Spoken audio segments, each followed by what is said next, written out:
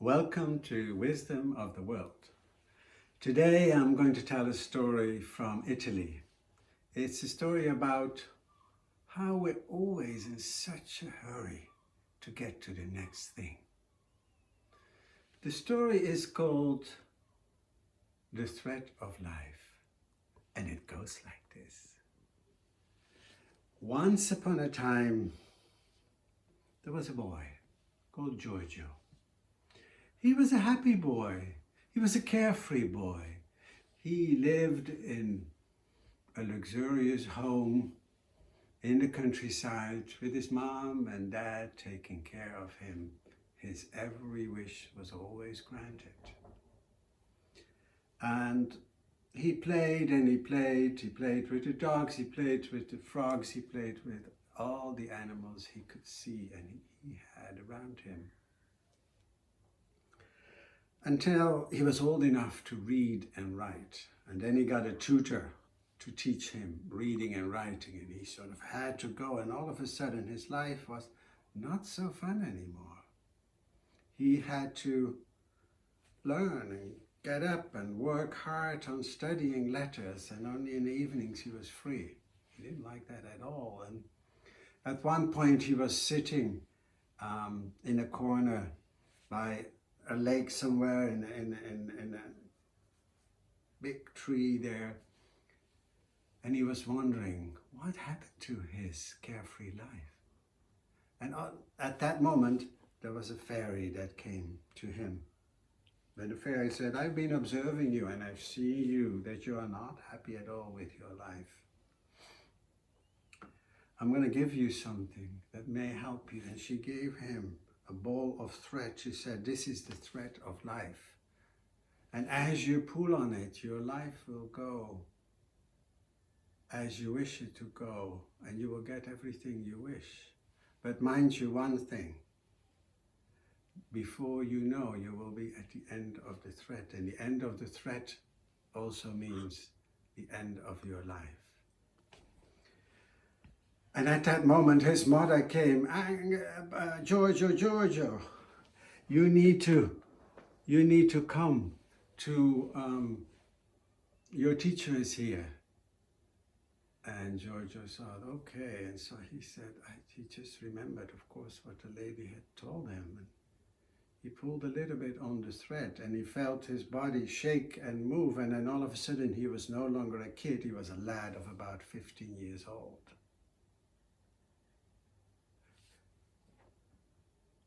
And it wasn't just anymore, he had no more reading lessons. He was into swimming and into girls and into parties and into dancing. And he totally got absorbed into that life.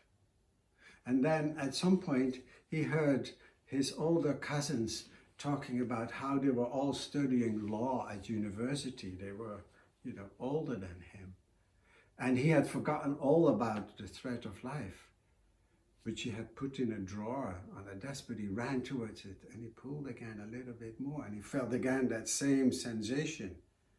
And then he was studying at university, and he graduated from university, and he totally got more into partying and having a great time. Until at some point, there is still something lacking. He wanted something more. He wanted on to the next thing. And he's saying, I'm fed up with this sort of party life. I want to have a wife. I want to have a baby. I want to have a beautiful home. And so again, he pulled on the thread. And then all of a sudden, all of that was there. He was a father. He had a baby. He had a beautiful wife. He had a home. And pretty soon, more kids were born, and he had a family of 5 kids. And he loved it. He just loved just to be with his wife and be with the kids. He had a good life. Till his wife said, "Hey, we need to earn some money too." And again, he pulled a little bit, and he was into this whole life of business. He had his own business, and it was going well. He was securing money. He had lots of contacts. Everything went fine and he could secure a financial future also for his kids. Then still, something was lacking, and his wife said, yeah, well, maybe the next thing is grandchildren.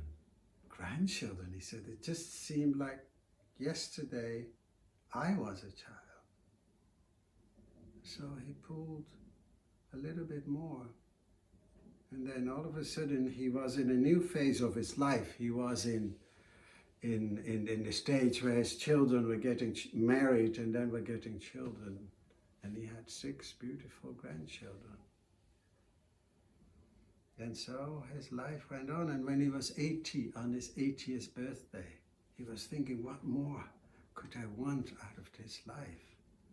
And then the kids banged on his door and gave him big presents and said, wished him all a happy birthday, and he greeted them, each of them individually. And then he knew what he wanted for the rest of his life. So he walked to the cupboard where now just a tiny little bit of thread was left, and he put it in there, the thread, and he locked the drawer. He never wanted to touch that thread again.